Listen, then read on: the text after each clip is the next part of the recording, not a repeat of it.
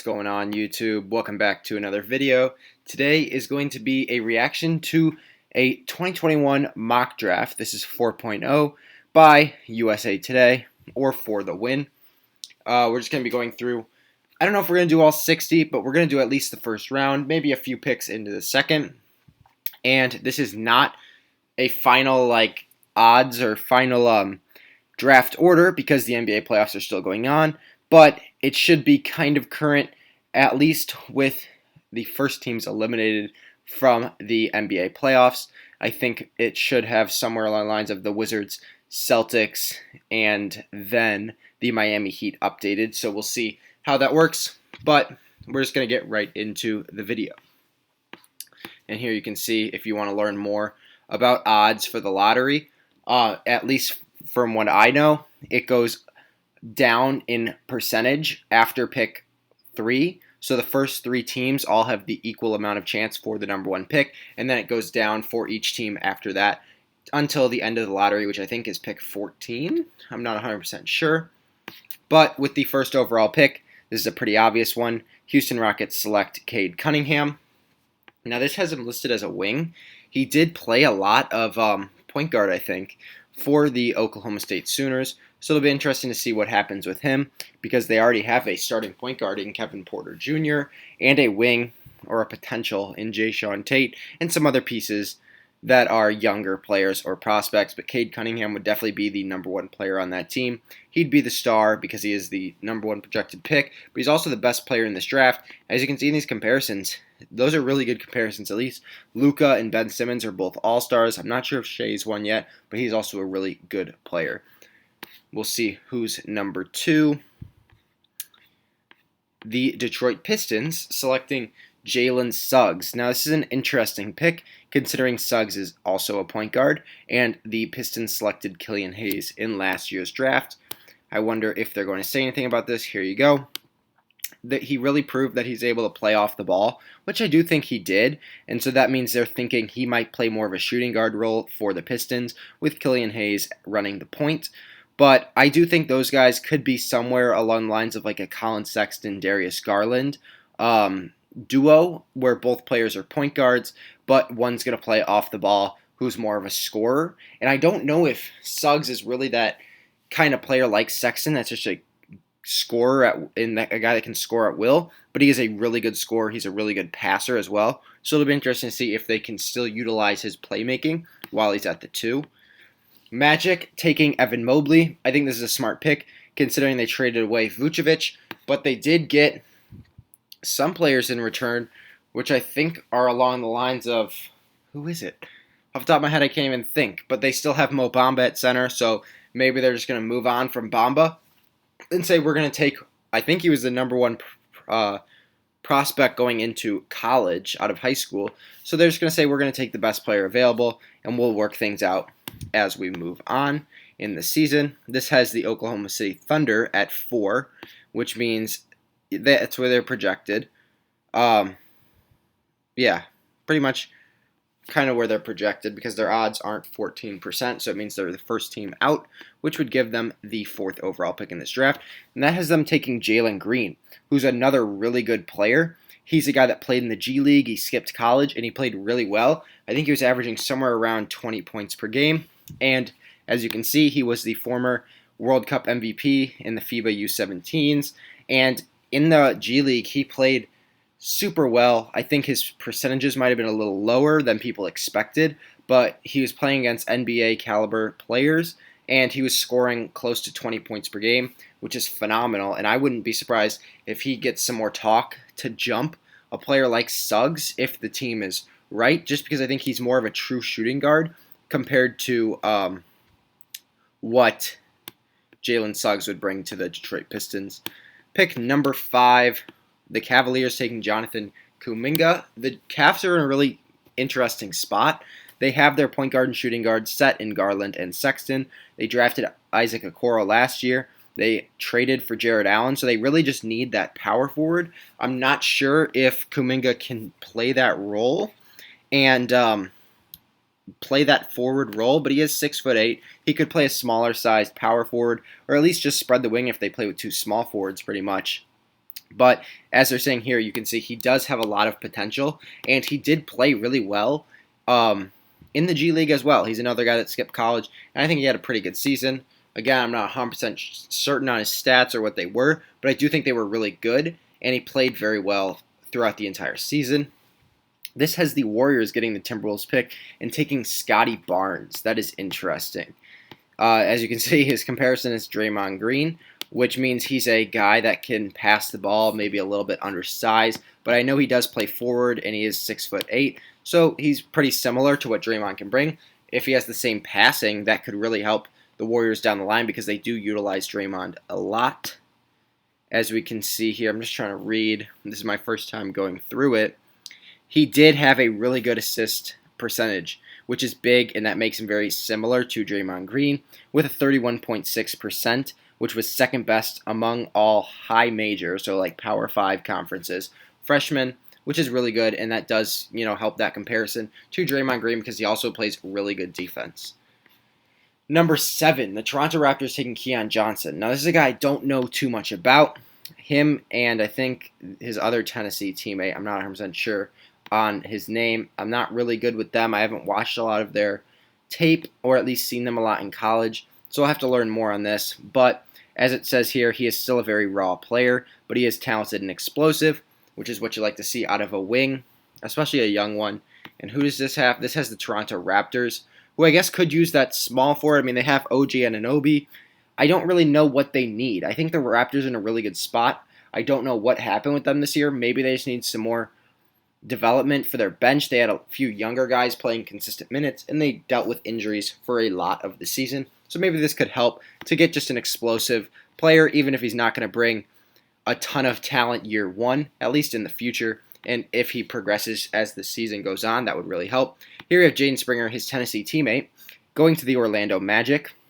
This is from the Nikola Vucevic trade. He's another freshman, and he's a lot smaller, 6'4" only, so he's going to play more of a guard role. And this confuses me. Now, this pick is really interesting. They have two really good guards in R.J. Hampton and Cole Anthony that they just traded for, and R.J. Hampton and drafted Cole Anthony. So I don't know why they would take another guard unless they're going to be playing him maybe as a wing or maybe play one of those point guards off the bench as a six-man. It'll be interesting to see because they did play Hampton off the bench as the season went on and as they both started to get more playing time. So that could be what they do, and they could choose to say, you know what, we're going to play Cole Anthony at the point, Springer at the 2, and then have R.J. Hampton as our six-man, which would be a really good, at least, set of guards on the team, and I think that could really help a team that's rebuilding like Orlando. And this is top 3 protected, but as you can see, the odds are only 4.5% for it to go number 1 or in the top 4, 20%, so we'll see what happens with that. Now, the Sacramento Kings at pick 9 taking Jalen Johnson. This is a guy with a lot of question marks around him. He left Duke early last year because he was not playing well and the team was not playing well, and they actually played better without him, which is really interesting considering he was a highly touted prospect and freshman. And so we'll see what happens with him. He's a guy, though, that really did not show that he could shoot the basketball. I mean, as you can see here, they're saying he's a guy that could fall like Tyrese Halliburton did and just play super well, but he did not show that promise in college, and he really just lacked the ability to compete with other ACC caliber bigs, and he did have some big nights like his first game where he had 19 and 19, which is a really good night.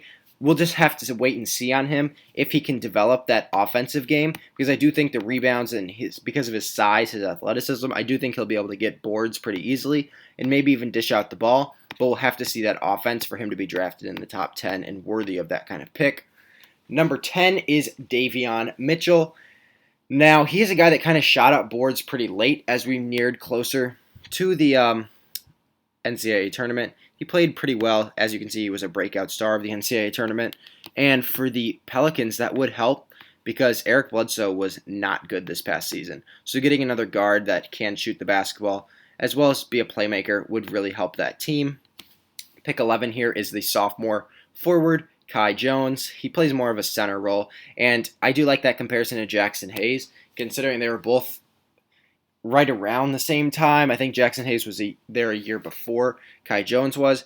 But Texas is really good at getting these big defensive shot blocking centers, exactly what Hayes is. Kai Jones is really athletic, and I think he would really help a team like the Hornets, at least if they want to move on to a younger guy from Cody Zeller and a more athletic guy. I think that would be a really good help for LaMelo Ball, having that big. Number 12 to the San Antonio Spurs, Josh Giddey.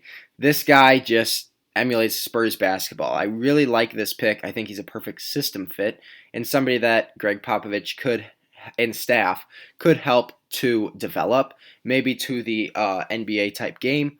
He is 6'8", 18 years old, and he's very similar to Luka Doncic, although not nearly as good. He's putting up those triple-double numbers. He isn't scoring as much. As you can see, he does have a little bit of an inconsistent jumper, but maybe the help of like Chip England, I think it is, and that help from the San Antonio Spurs, and just developing with that team. They always get those young guys a year to develop. I think that would really help him, and maybe getting some time in the G League could make him a dominant force in the NBA, and I think he could be a really good player, at least helping them alongside Dejounte Murray.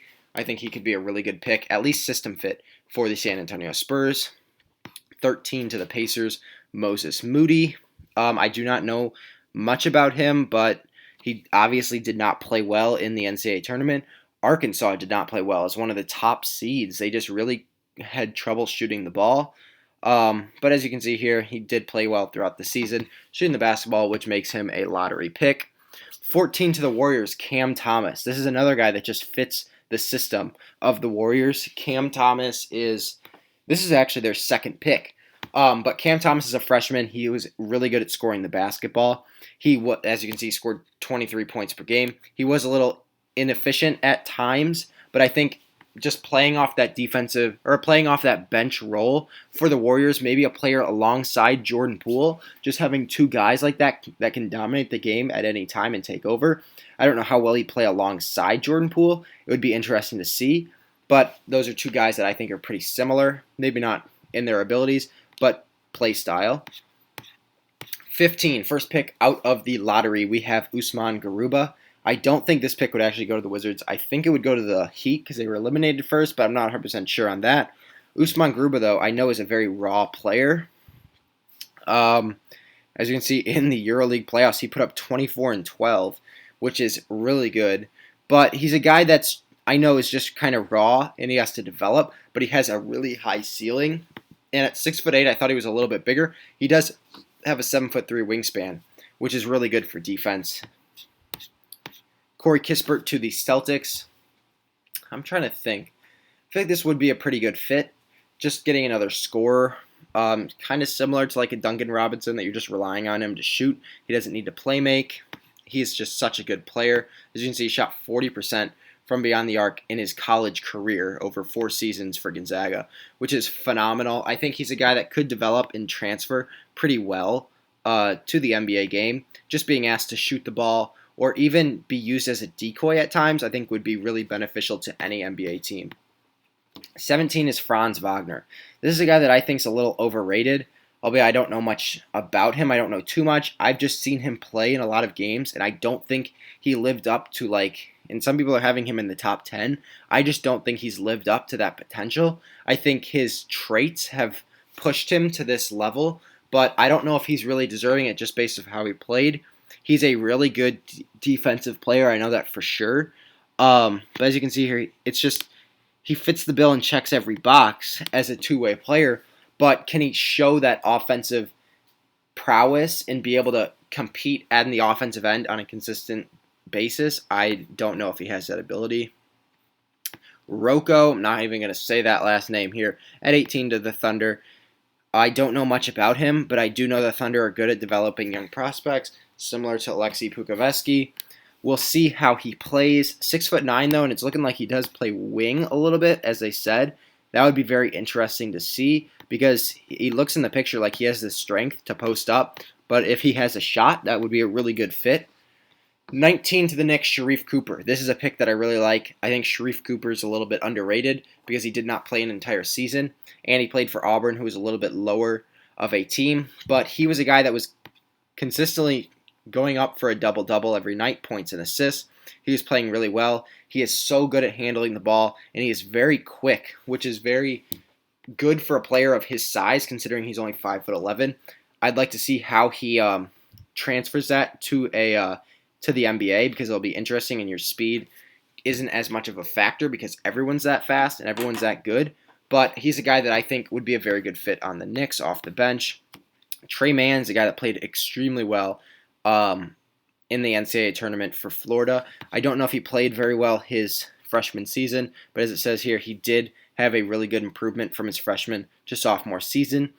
As I said, he played really well in the NCAA tournament and was just relied on by Florida consistently to shoot the basketball, and he succeeded, so that'll be interesting to see. Chris Duarte here to the Knicks. He was a very good player this season who was not talked about. As you can see here, he does play really hard, and he's like a Swiss Army knife. He has multiple tools. He can pass the ball, shoot, or just play some tough defense. But he is a really good player. I heard a lot about him throughout the season, although I didn't get to watch him. I do think he's a pretty good player. BJ Boston. Here we have our first Kentucky player, I think. He's a guy that really underachieved. As you can see, he was disappointing his freshman year, but so were a lot of the players on Kentucky. I don't know what happened. He just must not have been a good fit along with the other players here. But him going to the Lakers at 22, being alongside Bron or even AD and just some of those veterans that are really good players, I think that could help him a lot and just get a season of development, maybe not playing too many minutes per game. 23 for the Rockets, James Bouknight. I really like this pick. I think that's a perfect fit. If he falls to 23, I'm shocked. I would be surprised if teams didn't trade up to pick him. He is such a good player. He can shoot the ball with ease. You can see here he averaged almost 19 points per game.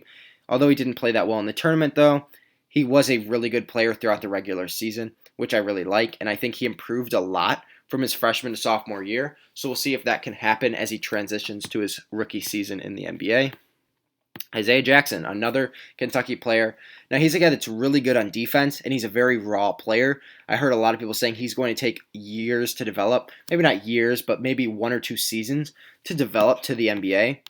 But he is a very good athletic player, and people really like him because of that. As you can see, very good rim protector, similar to like Jared Allen because of his length and wingspan.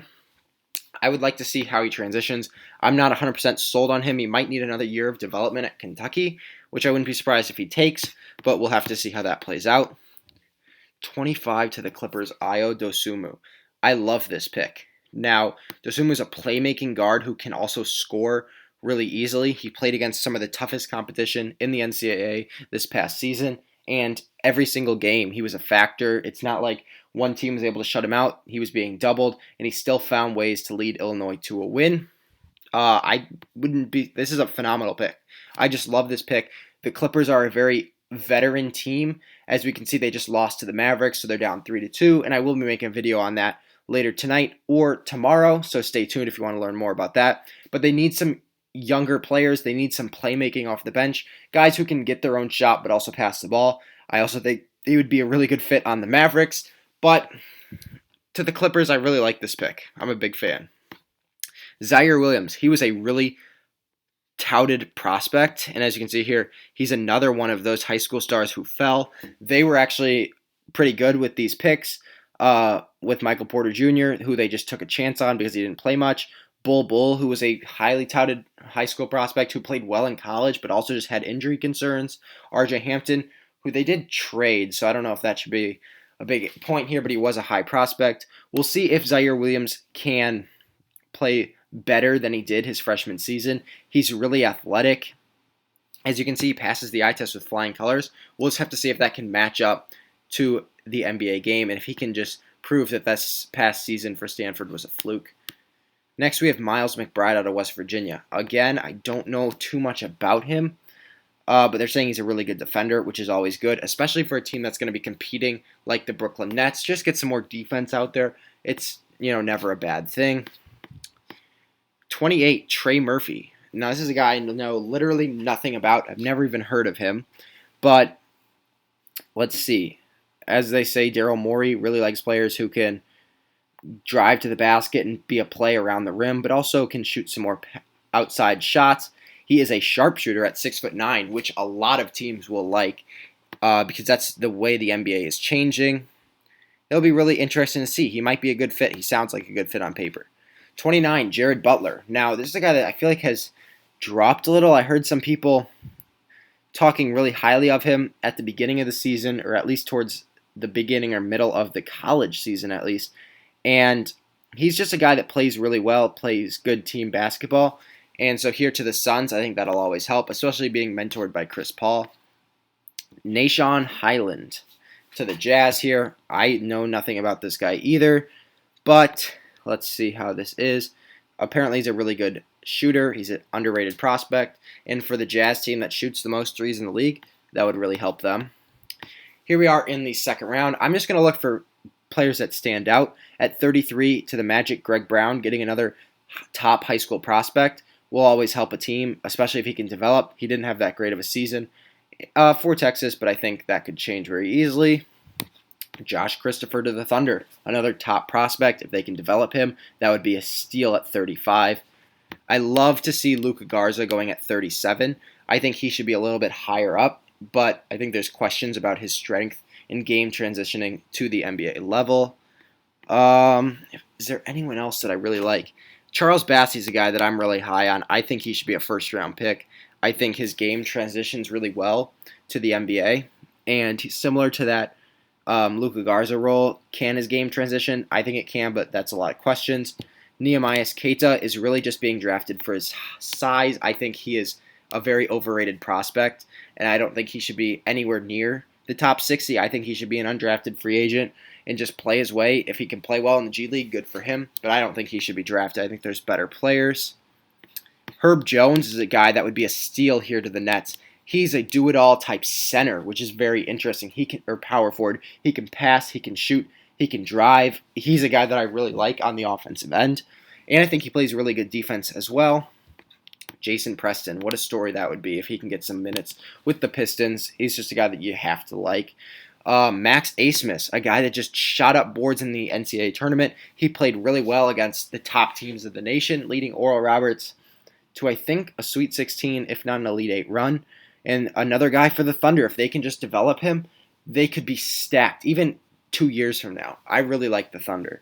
I think everyone does, but with their picks, it's really good for them. And then the final pick in the draft is Aaron Henry for the Indiana Pacers out of Michigan State. He actually played better towards the end of the season, but he did struggle as the season progressed, but he found his groove towards the end of the season. So those are my reactions to this NBA mock draft. I will be going over some top 100 players, and I might just release it right after this, just because I want to talk some more about the NCAA draft. I really like some of these players outside of the top 60, at least that we saw here. I think this is a very stacked draft class, and I wouldn't be surprised if it's deeper. Although maybe we won't have that one star, I think it could be deeper than the 2003 draft class, so we'll have to see. And it's funny considering a lot of these guys were born in 2003, so we'll have to see how that plays out. Let me know in the comments below. Is there somebody that was not drafted, at least in this mock draft, that you think should have? And I will see you guys in the next one.